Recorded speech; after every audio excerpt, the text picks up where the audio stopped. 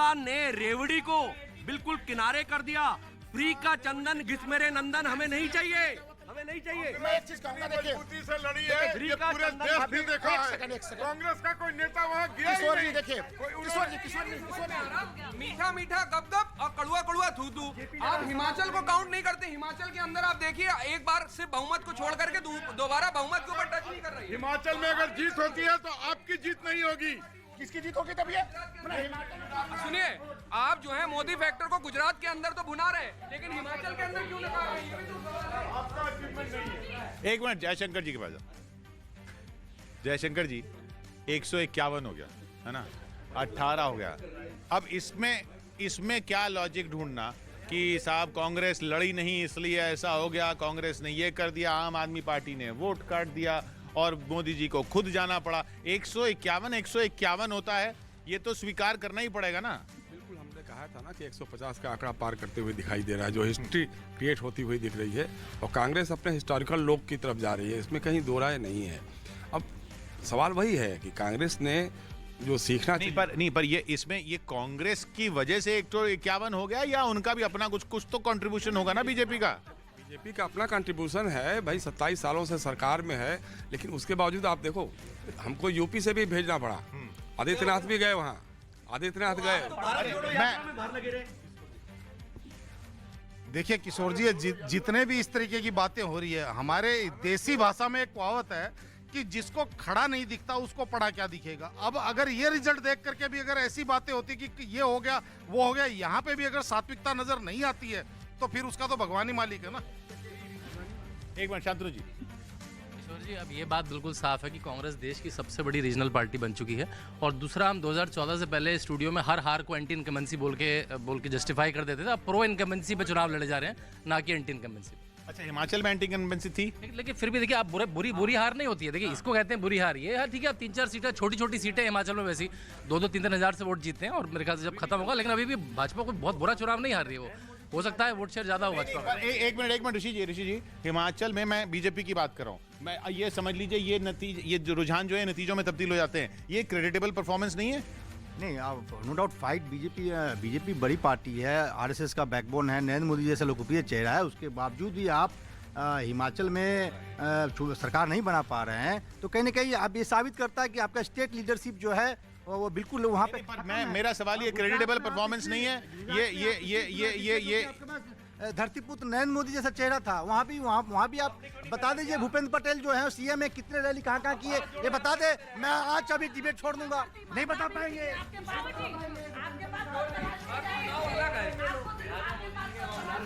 किशोर जी, मुझे लगता है बिहार, ये जो गुजरात और हिमाचल प्रदेश के चुनाव है, उसके अलावा एक बात कांग्रेस को भी ईमानदारी से समझनी चाहिए कि ये भारत जोड़ो यात्रा, इस टाइप की तमाम यात्राएं ये कर ले, जब तक ये ग्राउंड पे उतर के कॉन्स्टिट्यूएंसी में बूथ लेवल पे काम। सर मैम, मुझे बोलने दीजिए ना, सर, मैं पहली बार बोल रही हूँ, बोलने तो दीजिए। मैं आपके पास आता हूँ।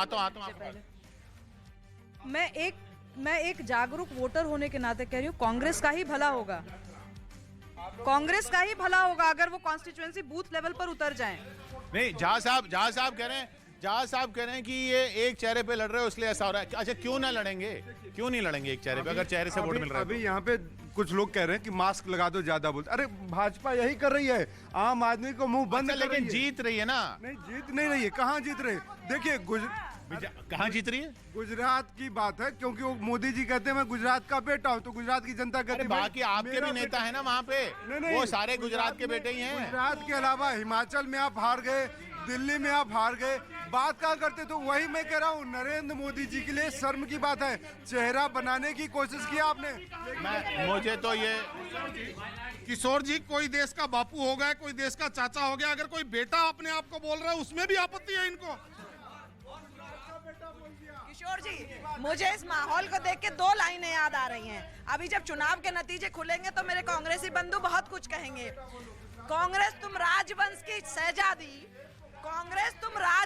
सहजादी, मैं देश का चौकीदार प्रिय, अभी कुछ देर में तुम ईवीएम को कोसेगे, अभी थोड़ी देर में तुम ईवीएम को कोसोगे, लेकिन बनेगी मोदी सरकार प्रिय।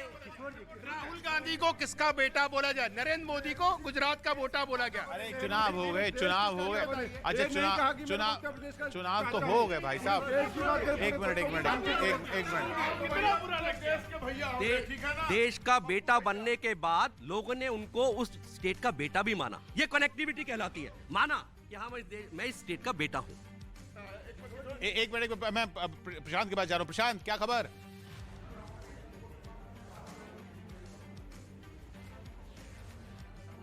जी हाँ, बोलो। हिमाचल पर सबकी नजरें हैं क्योंकि नेक एंड नेक फाइट यहां पर चल रही है, लेकिन हिमाचल में माना यह जाता रहा है कि क्या यहां रिवाज बदलने वाला है। यह सबसे खास बात है। यहां नेक एंड नेक फाइट चल रही है, लेकिन कांगड़ा पर सबकी निगाह है। 15 सीट कांगड़ा में है।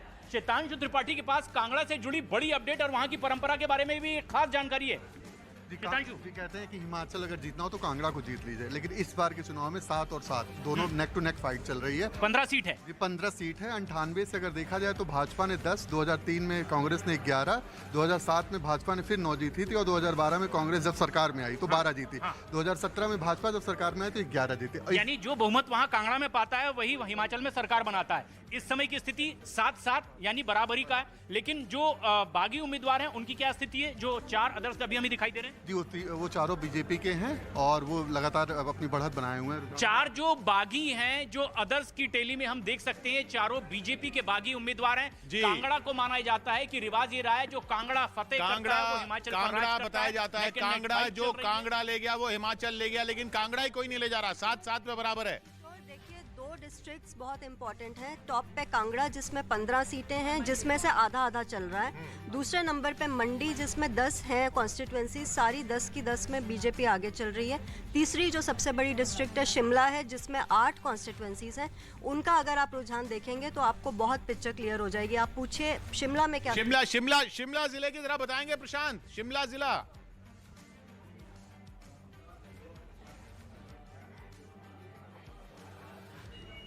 बिल्कुल शिमला से भी अपडेट आ रही है। शिमला पर लगातार लोगों की नजर बनी हुई है क्योंकि कुछ बड़े नाम भी यहाँ पर मौजूद हैं। और अगर आपके पास में कुछ अपडेट है आप बताएं। शिमला ग्रामीण से विक्रमादित्य सिंह कांग्रेस के 5000 वोटों से आगे चल रहे हैं 3rd राउंड की वोटिंग में। जूली बता रही है कि 5000 वीरभद्र सिंह के बेटे हैं। 5000 शिमला ग्रामीण से तो विक्रमादित्य आगे चल रहे हैं और बाकी शिमला की बाकी सीटें और लगातार बढ़त बनाए हुए हैं। 8 जो शिमला पूरे जिले की 8 सीटें, वहां की कोई अपडेट है? शिमला की बाकी सीटों के बारे में भी अपडेट लेते हैं। शिमला की बाकी की सीटों के बारे में कुछ पता चल पा रहा है? हरी जनार्था हैं ये शिमला प्रॉपर से ये लीड ले रहे हैं, लेकिन पहले इनकी लीड ज्यादा थी, बढ़त ज्यादा थी, वो कम हो रही है। कांग्रेस उम्मीदवार है। हाँ ये कांग्रेस के तो इस तरह से 3 सीटों पर कांग्रेस आगे है। तो